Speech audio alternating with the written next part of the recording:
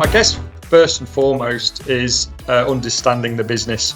So obviously there's a lot of talk around, okay, when you're communicating to the business, don't use technical jargon and try and speak in business terms. I think it actually goes a lot deeper than that. I think you really need to start getting to the nuts and bolts of what makes the business tick, so that you can essentially talk the same language. So for instance, we get the opportunity here at Domino's to work in a store, so we can really understand what makes the business run and what will and won't work from a cyber perspective. So that's I guess the first one. So just a little bit more than don't talk technical jargon.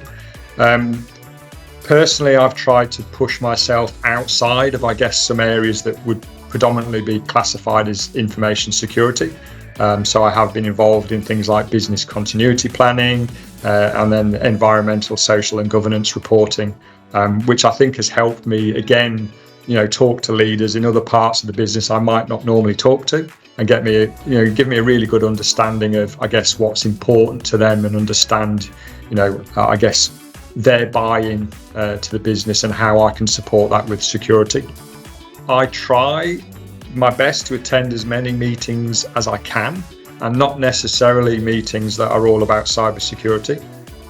So I have attended meetings where we've talked about purchasing, marketing meetings, and it's helpful to try and listen to, I guess, the challenges that other teams have, so you can really understand, where they're coming from, and also to listen. Well, it goes back to the first one, really. We can't really balance security and efficiency until we understand the business itself and what makes it tick. As a business, we sell, as of last year, pretty much 7 pizzas every second as a group. So obviously this is something we need to get right.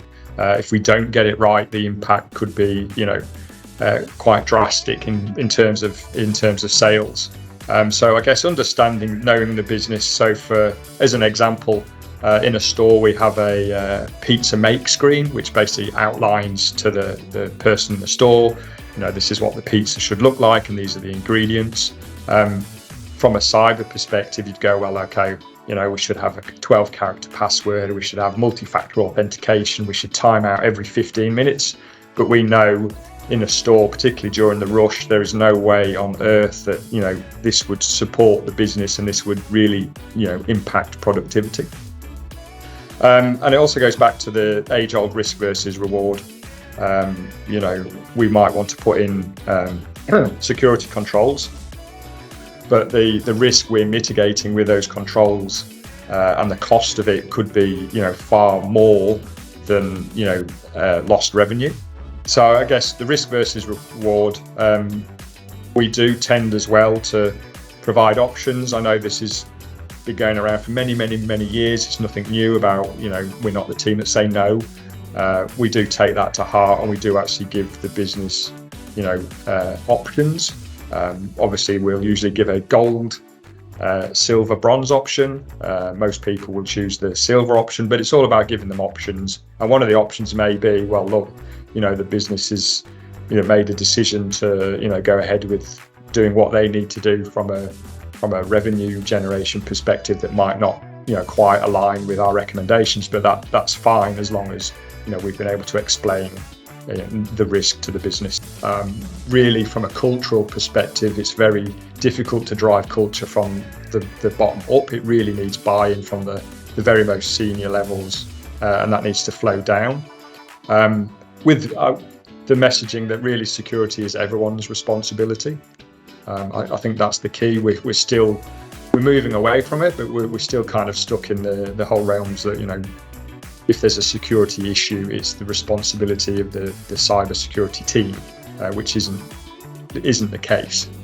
I guess from a cultural perspective, we try and aim to make sure that, the awareness training that we do give, which we understand awareness training isn't the whole answer, but that the awareness training that we give is relatable.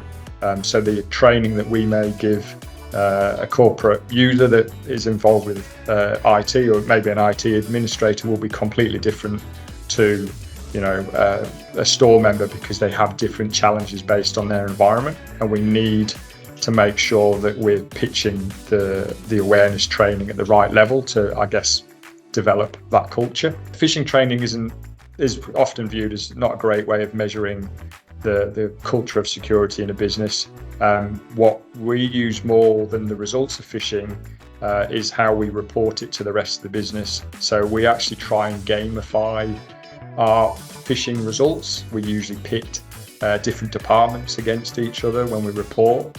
And so it's not necessarily the phishing activity itself, but the reporting that, I guess, generates a lot of excitement and a lot of interest between teams. There's a lot of rivalry between teams. We get a lot of feedback from people, walking into our office and going, "Oh, you nearly caught me with your phishing email, but I saw what was going on there and I stopped it." Or, we'll have senior executives will be giving the presentation and sending us messages saying, "Hey, for your next phishing campaign, what you should do."